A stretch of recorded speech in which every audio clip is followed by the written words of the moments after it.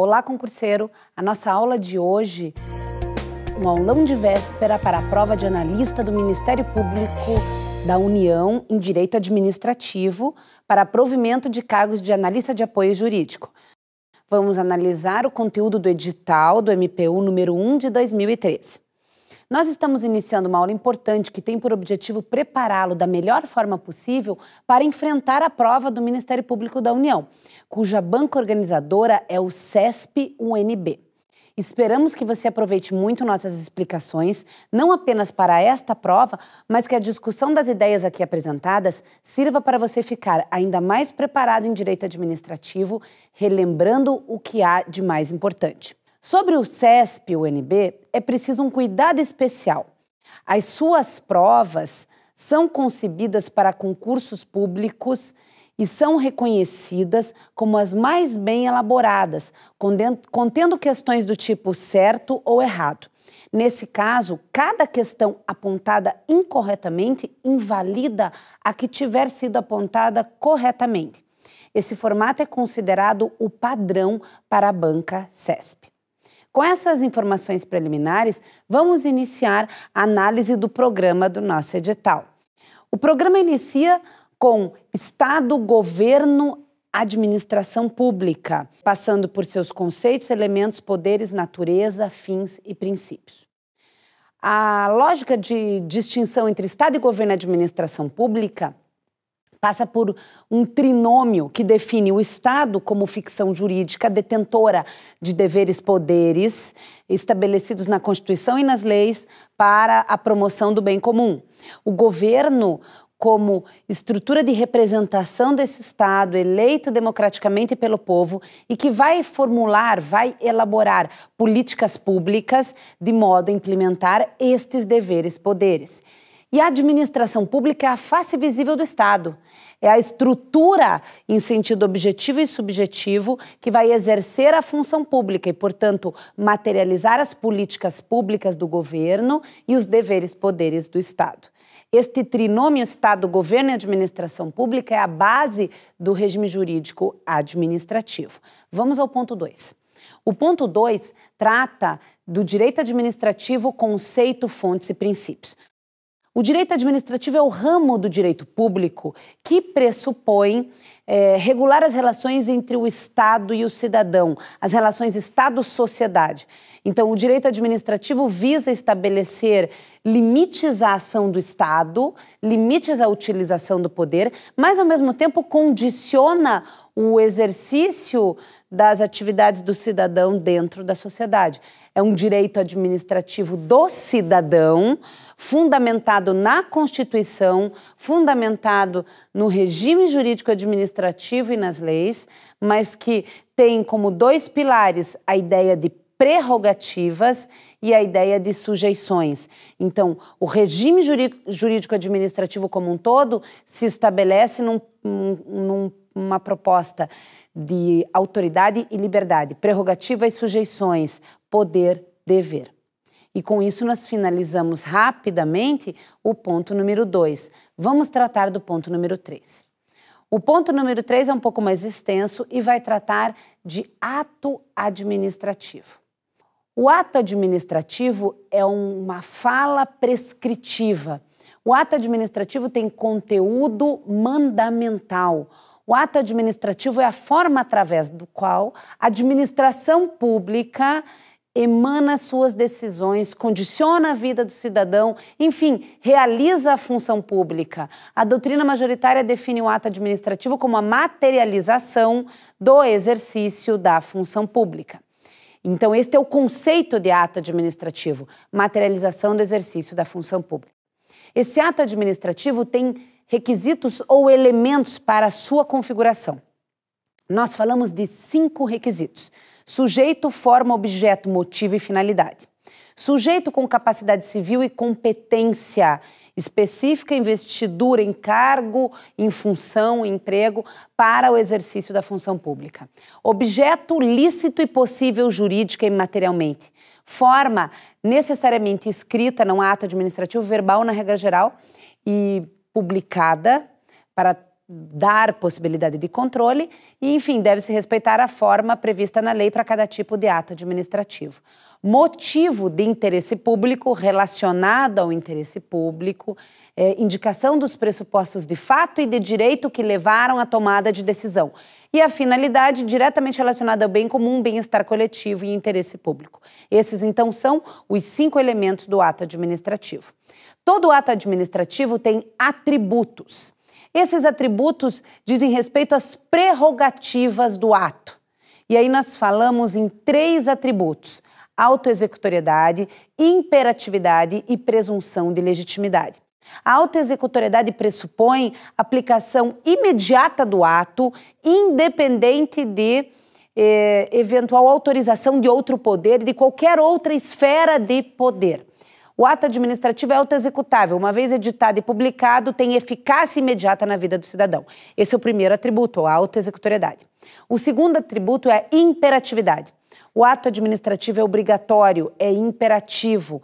Não há como descumprir o seu conteúdo, a não ser por uma tutela jurisdicional. Ou seja, o cidadão que não concorda com o conteúdo do ato deve buscar a tutela do Poder Judiciário e, se este autorizar, deixar de cumpri-lo. Salvo o contrário, não há o que se fazer em relação ao ato administrativo e há uma obrigação do cidadão o seu cumprimento. Falamos então de autoexecutoriedade, falamos de imperatividade e a última das prerrogativas ou atributos é a presunção de legitimidade ou de veracidade. Os atos administrativos presumem-se legítimos e verdadeiros, até prova em contrário. É uma presunção iuris tantum, portanto é uma presunção relativa, não é uma presunção iuri et de iuri, uma presunção que decorre da lei. E como presunção relativa, pode ser afastada e traz como consequência a inversão do ônus da prova. Cabe ao cidadão provar que a administração não está cumprindo com as suas obrigações. E esses são os atributos do ato administrativo. Há uma classificação ainda importante a ser estabelecida. O ato administrativo classifica-se segundo diferentes categorias. Então, ele pode ser simples, composto e complexo. E aí o ato simples é um ato que tem uma única manifestação de vontade dentro de um único ato. Por exemplo, exoneração de um servidor num cargo em comissão, de um agente público num cargo em comissão. O ato simples, então, tem uma manifestação de vontade num ato. O ato composto é um ato que tem mais de uma manifestação de vontade e essas manifestações de vontade são emanadas em mais de um ato e a somatória destes atos produz um ato final denominado de ato composto. Então, eu tenho várias manifestações de vontade, vários atos, e a somatória disso é que vai produzir o ato composto. O ato complexo também pressupõe várias manifestações de vontade, várias tomadas de decisão, portanto, nesse sentido, várias manifestações, porém um único ato. Não temos atos sendo somados, e sim apenas vontades sendo somadas. A somatória daquelas vontades vai produzir o ato complexo. Então, essa é uma primeira classificação importante. É importante dizer também que os atos podem ser concretos ou abstratos. Atos abstratos são aquelas normativas, resoluções, portarias e que não disciplinam um caso concreto específico, mas geralmente uma situação colocada para administração. O ato concreto é aquele que trata de um caso concreto específico. Quanto aos destinatários, os atos podem ser gerais ou individuais. Atos gerais são atos que estão produzindo efeitos para toda uma coletividade, enquanto que os atos individuais ou específicos são atos que produzem efeitos exclusivamente para um determinado grupo ou para um indivíduo, um servidor, um agente público, um cidadão. Esses atos ainda podem ser discricionários ou vinculados. Essa talvez seja a principal classificação dos atos administrativos. O ato discricionário é um ato que vai permitir ao servidor uma certa margem de atuação, um grau de, entre aspas, liberdade, onde o servidor poderá, onde o agente público poderá tomar decisão no caso concreto e seguir caminhos que a lei não especificou. Este ato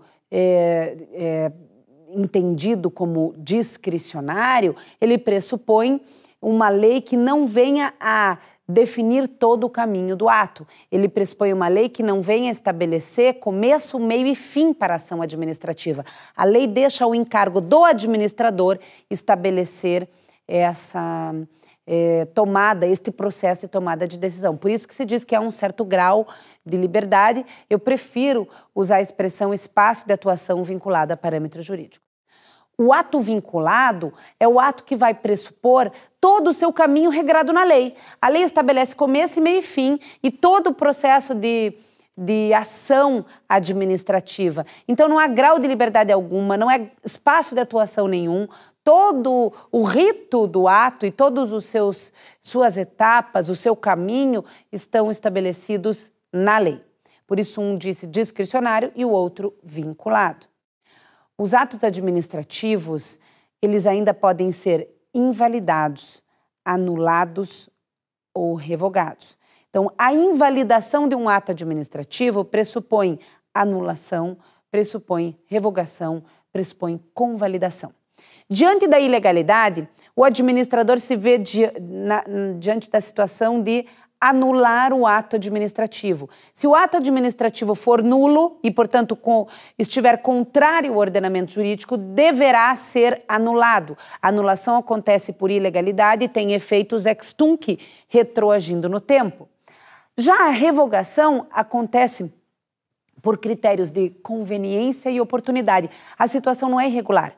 Porém, ainda que não seja regular, causa dano ou não é interessante ao interesse público, é uma situação lícita, porém não é mais conveniente nem oportuna. A administração vai fazer essa valoração e, se entender que ela não é conveniente e oportuna, vai determinar então a revogação do ato.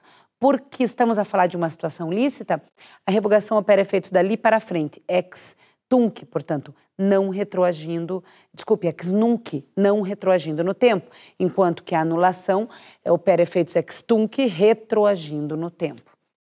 A lógica de anulação dos atos administrativos, ela vai respeitar um prazo de prescrição.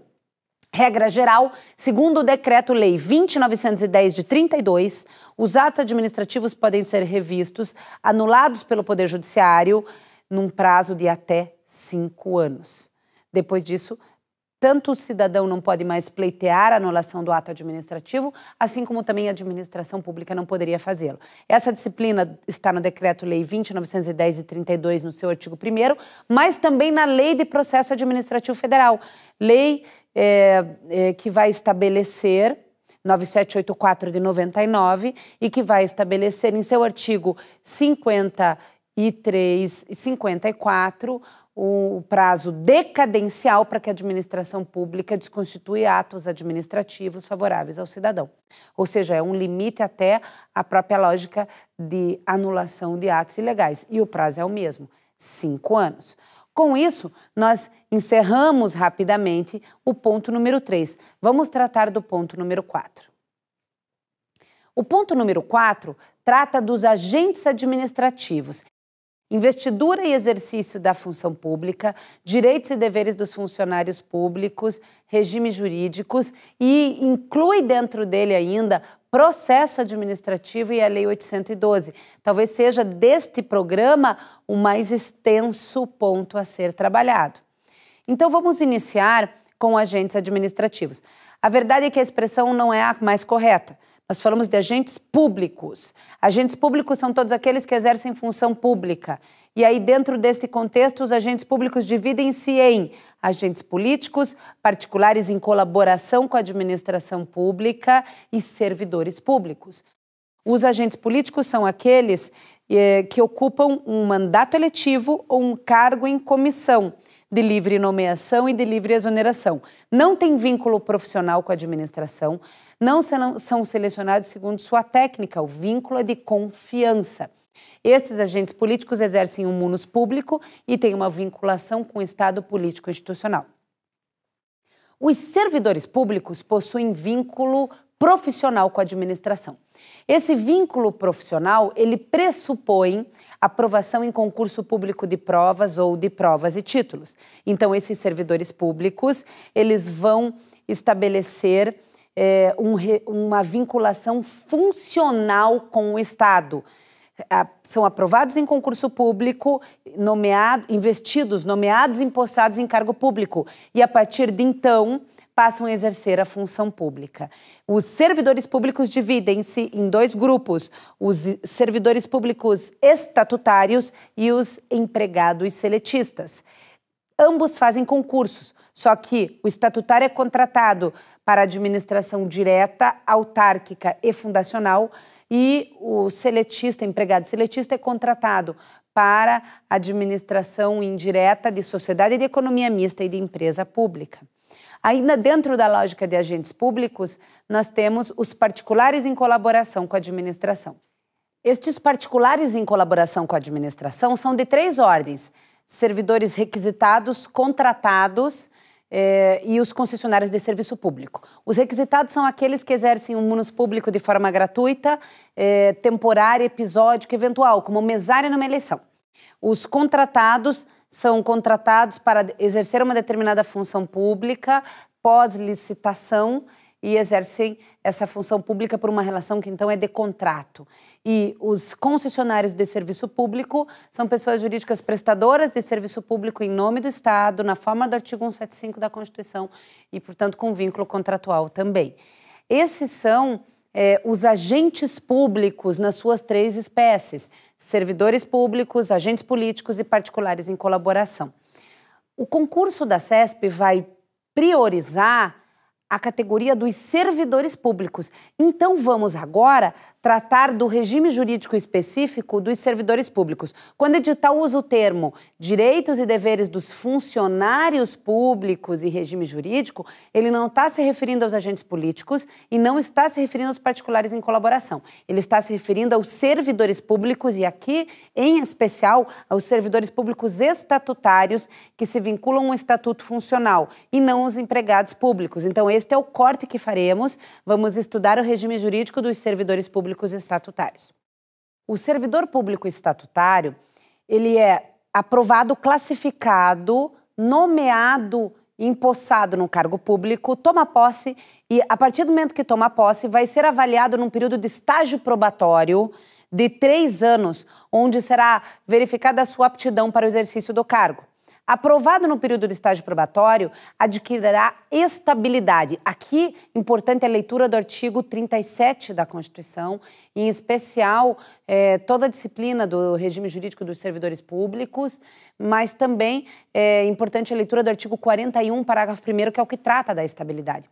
A estabilidade é uma garantia de vínculo de emprego. O servidor público estatutário não pode ser demitido, salvo por processo administrativo disciplinar, onde se assegure ampla defesa e se comprove falta funcional grave, que, portanto, gera e justifica o ato de demissão.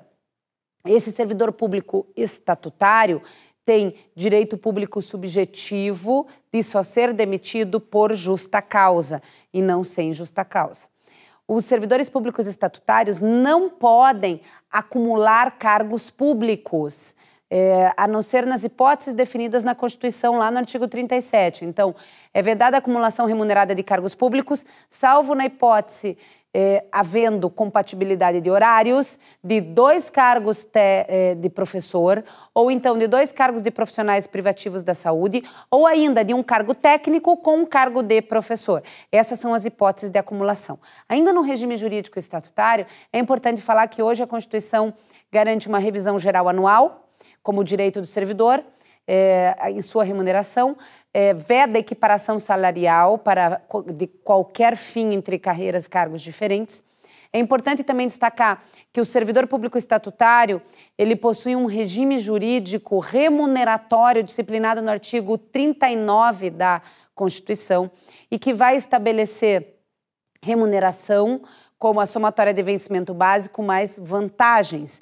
É um teto remuneratório correspondente ao subsídio mensal do ministro do Supremo Tribunal Federal. os servidores estatutários podem, na forma do parágrafo 4º do artigo 39, vir a receber por subsídio, que é uma parcela única de remuneração que não admite nenhuma agregação de valor. Ainda, servidores públicos estatutários têm um regime especial de previdência social, um regime próprio, e aposentam-se segundo as regras estabelecidas no artigo 40 da Constituição. Homens aos 60 anos de idade, mulheres aos 55 anos de idade, com 35 anos de contribuição para homens e 30 para mulheres, com 10 anos de serviço público e 5 anos de cargo para ambos. Essa é a síntese do regime de direitos dos servidores públicos, ou pelo menos os aspectos mais relevantes e que possivelmente possam ser objeto de cobrança na prova da CESP. Vamos agora falar um pouco sobre processo administrativo. O processo administrativo é o instrumento através do qual a administração pública vai apurar responsabilidades do servidor público e aplicar sanções. Então, o processo está dentro das prerrogativas da administração pública de responsabilização dos servidores públicos. Um servidor público que cometa uma falta funcional responderá a um processo administrativo, terá direito de contraditório e de ampla defesa e, ao final, com a concretização e caracterização da falta funcional, receberá uma sanção do Estado. Esse processo administrativo ele tem alguns princípios que o vinculam. Todos os princípios do regime jurídico administrativo e, em especial, alguns específicos. Falamos do princípio da oficialidade, que é o princípio que vai estabelecer ao administrador a possibilidade da impulsão de ofício, impulsão oficial. Não há necessidade de provocação para se iniciar um processo administrativo. A administração pública pode ela mesma, independentemente de provocação, iniciar um processo administrativo. Todo processo administrativo é gratuito, é aí o outro princípio da gratuidade. Nós temos ainda o princípio do julgamento objetivo, que obriga a administração pública a tomar decisão segundo critérios objetivos previamente estabelecidos. O processo administrativo é um processo onde não se aplica a priori o juiz natural e é possível, então, a criação de comissões provisórias de inquérito administrativo. Todo processo administrativo tem fases distintas que o organizam. A primeira fase é uma fase de instauração, onde vai ser elaborada uma portaria inaugural. Essa portaria inaugural vai conter a indicação dos fatos, a indicação dos tipos legais supostamente violados, a composição de uma comissão de processo disciplinar se não existir uma comissão permanente, o prazo que esse processo vai durar e quem é o acusado, com uma individualização do acusado.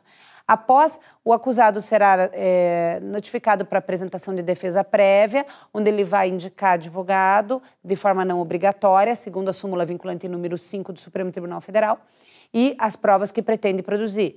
Aí começa a fase instrutória com a dilação probatória. Haverá produção de provas, são admitidas todas as provas em direito, testemunhal, pericial e documental. A prova produzida, haverá interrogatório do réu, que é o último ato da instrução, e começa uma outra fase, que é a fase de indiciamento, onde a administração pública vai valorar a prova que foi produzida e entender ou pela absolvição ou então pelo um possível cometimento de irregularidade. Daí ela tipifica a conduta, estabelece qual o tipo legal violado e abre prazo de defesa para o acusado. O acusado vai apresentar uma defesa escrita, expondo as suas razões. E aí começa uma outra fase que é de relatório. Nessa fase, a comissão de processo vai avaliar a situação como um todo, avaliar as razões da administração, avaliar as explicações e a defesa do acusado, a prova que foi produzida e emitir um parecer não vinculante.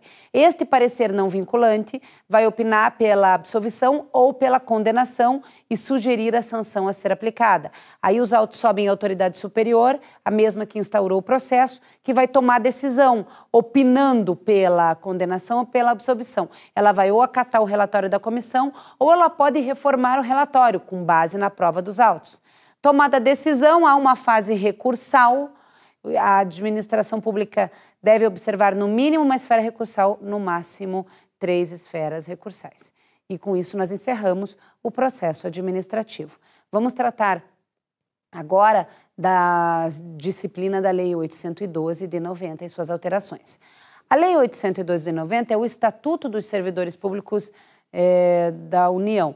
Basicamente, aquilo que mencionei a vocês em relação a verbas remuneratórias, em relação ao direito de aposentadoria, em relação ao rito do processo disciplinar, está previsto na 812. Então, para um aulão de véspera, não me parece razoável pedir ao aluno que leia novamente a lei inteira, especialmente considerando que é uma lei enorme com muitos artigos. Me parece, então, que aqui a dica é ler os artigos 37 a 41 da Constituição, que já por si trazem a grande maioria dos direcionamentos estabelecidos na Lei 812.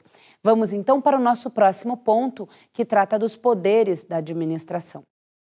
A administração pública trabalha com poderes. A doutrina, ela trabalha com uma classificação, a doutrina mais tradicional, equivocada, colocando entre os poderes da administração o poder discricionário. O edital deste concurso traz a mesma informação equivocada. Coloca entre os poderes da administração vinculado, discricionário, hierárquico, disciplinar e regulamentar. A verdade é que não há poder discricionário, há dever discricionário.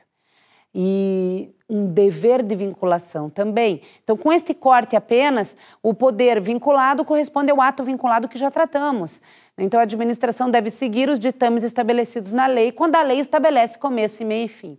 O, entre aspas, poder discricionário, o dever discricionário, é a possibilidade que a administração tem de estabelecer o caminho no caso concreto, porque a lei não estabeleceu, de definir para onde vai e como vai, porque a lei deixou o seu encargo.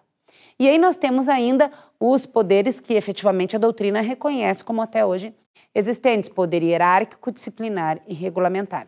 Esse poder hierárquico, ele pressupõe uma relação de subordinação hierárquica da autoridade inferior e um poder geral de fiscalização da autoridade superior. Então, a autoridade inferior tem obrigação de obedecer às ordens de seus superiores, enquanto que a autoridade superior tem obrigação de controlar e de fiscalizar a atuação de seus subordinados.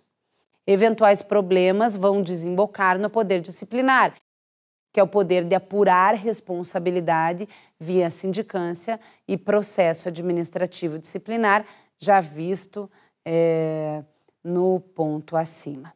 O poder regulamentar é o poder de editar regulamentos, é o poder normativo da administração. A doutrina brasileira não aceita regulamentos autônomos, entendendo que a Constituição, no artigo 5º, inciso 2, definiu um poder regulamentar apenas de execução. Ninguém é obrigado a fazer ou deixar de fazer, senão em virtude de lei. O artigo 84 da Constituição, no inciso 4º, também diz isso, que compete ao presidente da República promulgar e publicar as leis, bem como expedir decretos e regulamentos para a sua fiel execução. Então, resumindo, poder regulamentar no Brasil é um poder de regulamento executivo, que apenas explica o conteúdo da lei, mas que não cria obrigação jurídica. Não é um regulamento autônomo que cria obrigação jurídica, mesmo não havendo lei anteriormente disciplinando aquela conduta. E esses são os principais conteúdos do ponto número 5. Vamos ao ponto número 6. O programa do edital fala no ponto 6 sobre os princípios básicos da administração pública. Então, nós temos um regime jurídico administrativo que vincula toda a administração.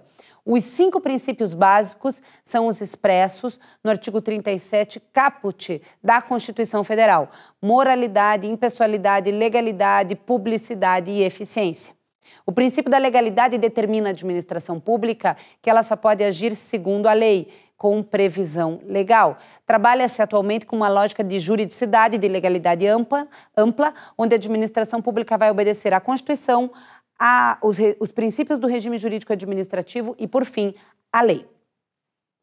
Mas nós temos que analisar que, para um concurso público, o princípio da legalidade de amplitude estrita ou em sentido estrito pode vir a ser cobrado também. E aí teremos que dizer que a administração apenas e tão somente obedece à lei. Além de legalidade, nós temos moralidade. Pelo princípio da moralidade administrativa, há um dever de honestidade, probidade e boa-fé no exercício da função.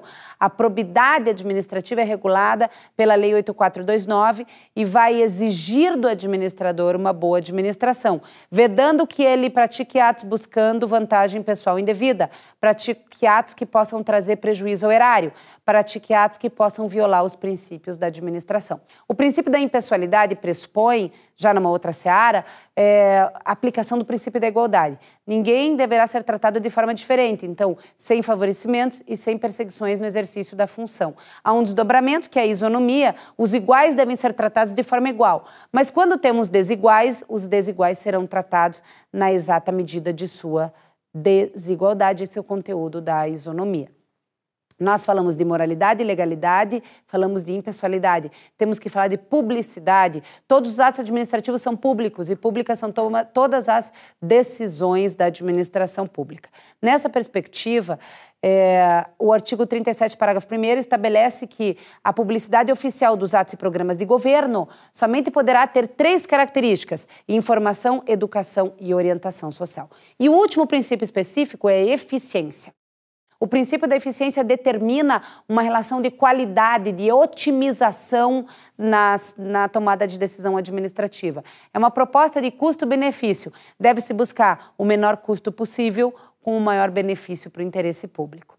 E com isso fechamos os princípios básicos da administração pública. Vamos falar de responsabilidade civil da administração. A administração pública, na realidade, o Estado, responde pelos danos que seus agentes nessa qualidade causarem a terceiros. Essa disciplina está no artigo 37, parágrafo 6º da Constituição Federal. A responsabilidade do Estado é objetiva nos casos de ação e subjetiva nos casos de omissão. Nos casos de ação, a responsabilidade objetiva pressupõe a definição do dano, a definição da ação estatal, a comprovação de que o dano só existiu porque o Estado agiu e um nexo lógico entre o dano e a atividade do Estado. Então, sem que se faça uma avaliação entre dolo e culpa do agente público. A responsabilidade será, então, objetiva, será por ação, por omissão, é uma responsabilidade civil, é uma responsabilidade extracontratual, é uma responsabilidade que vai indenizar ato lícito ou ilícito, o ato lícito com fundamento na igualdade e o ato ilícito com fundamento na legalidade, é uma responsabilidade por dano moral ou por dano material. A evolução doutrinária passa das teorias da culpa para a teoria do risco administrativo hoje em vigor. Então, a teoria da culpa, que pressupunha culpa civil aquiliana e só gerava dever do Estado de indenizar no caso de culpa do agente público, ela vai ser substituída por uma teoria que tem um pé no direito civil e um pé no direito público, que é a teoria do acidente administrativo ou da culpa anônima da administração, que aí já permitia que o Estado pudesse reparar quando não se consegue individualizar o agente público que causou o dano.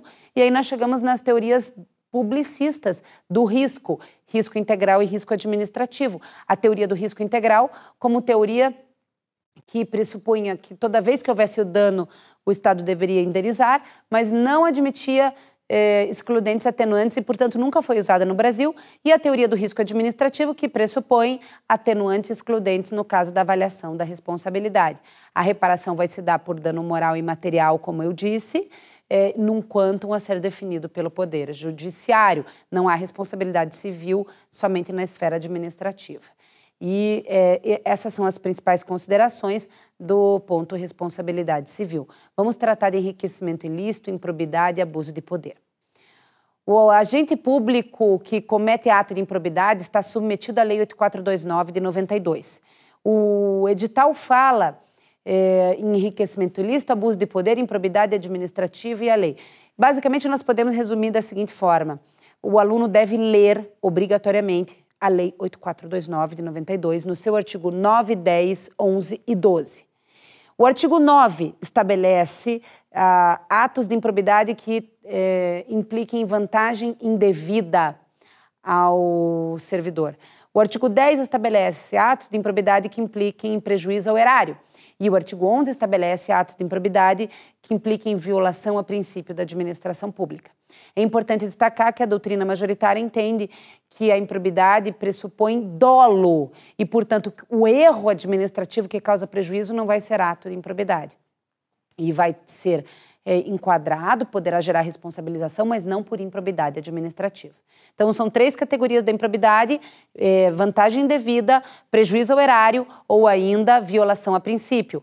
A improbidade administrativa pressupõe, na forma do artigo 12, sanções, sem prejuízo das sanções penais, sanções cíveis, perda do cargo, suspensão dos direitos políticos, multa civil no valor variável para cada um dos tipos legais em relação à vantagem obtida, ressarcimento ao erário, proibição de contratar com o poder público. Essas são as sanções previstas na lei e a jurisprudência acrescenta ainda danos morais ao poder público.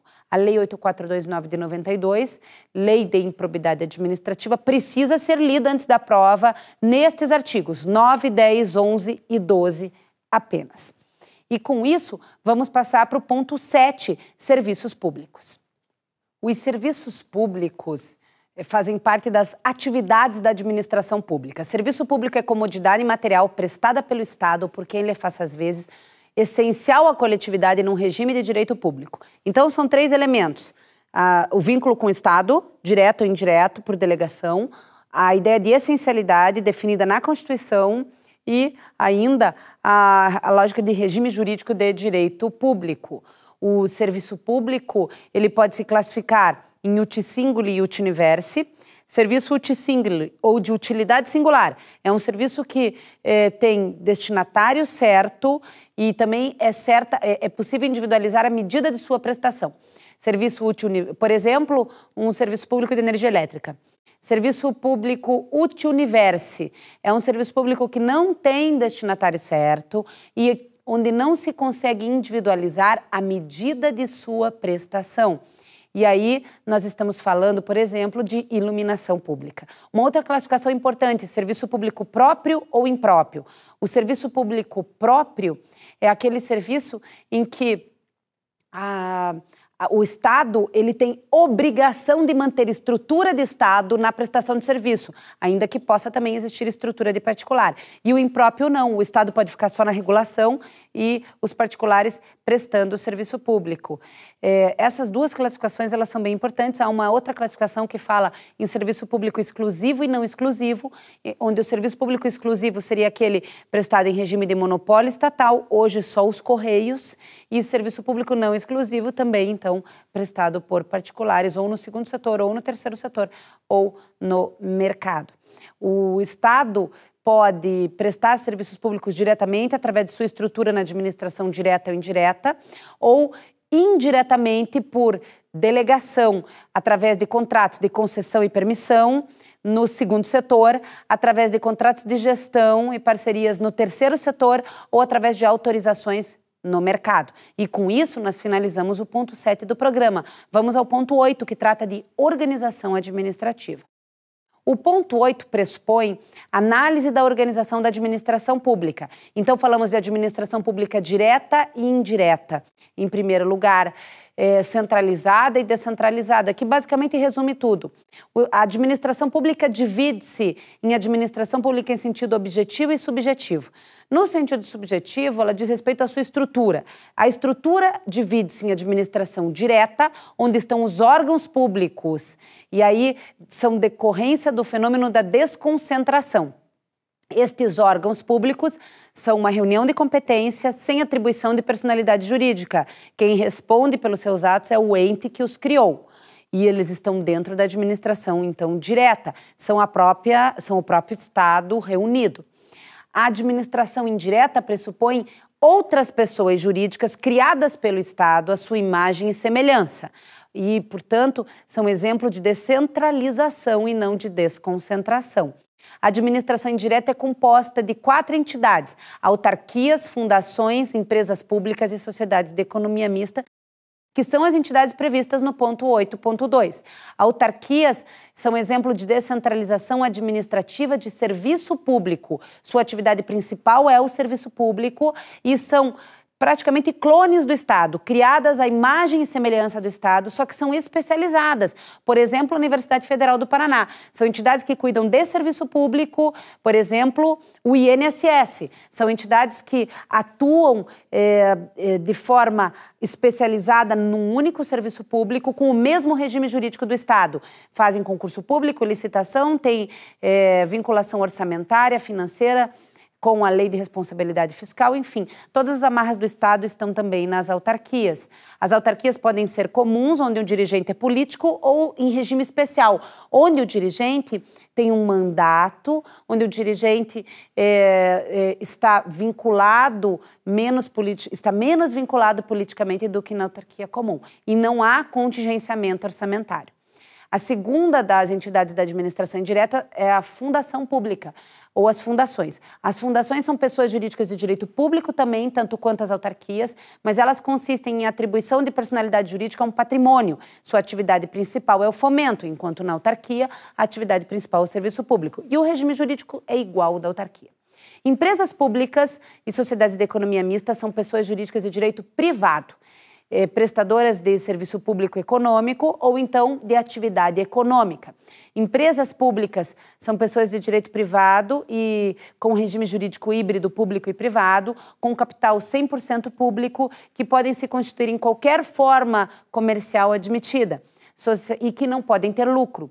Sociedades de economia mista são pessoas jurídicas de direito privado, criadas pelo Estado, com regime jurídico híbrido, exclusivamente na forma de sociedade anônima, não podem falir, podem ter lucro na parte privada do capital e têm capital acionário de, no mínimo, 51% do poder público, majoritário, mas não integral, do poder público. Estas, então, são as 4 entidades da administração pública e vamos ao ponto 9 do nosso programa, que trata de controle. A administração pública está submetida a controle administrativo, judicial e legislativo. Este controle é o foco do direito administrativo. O direito administrativo existe para controlar a administração pública. O controle administrativo é um controle de tutela e de autotutela.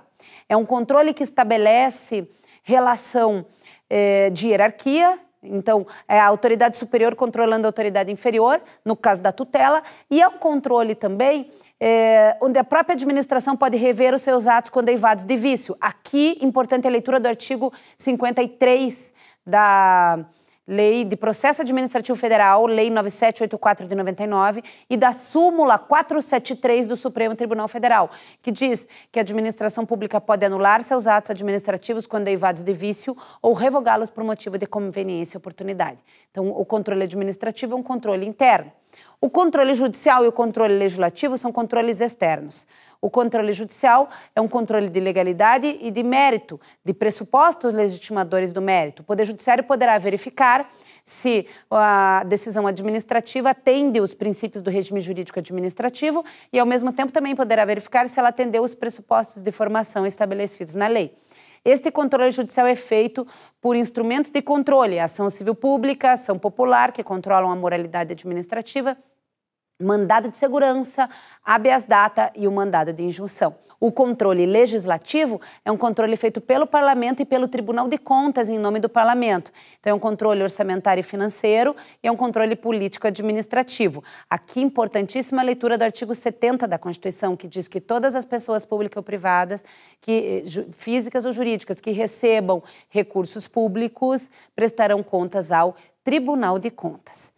E com isso, nós encerramos o nosso programa, porque o ponto 9.4 do programa já foi visto quando abordamos o ponto 6.1.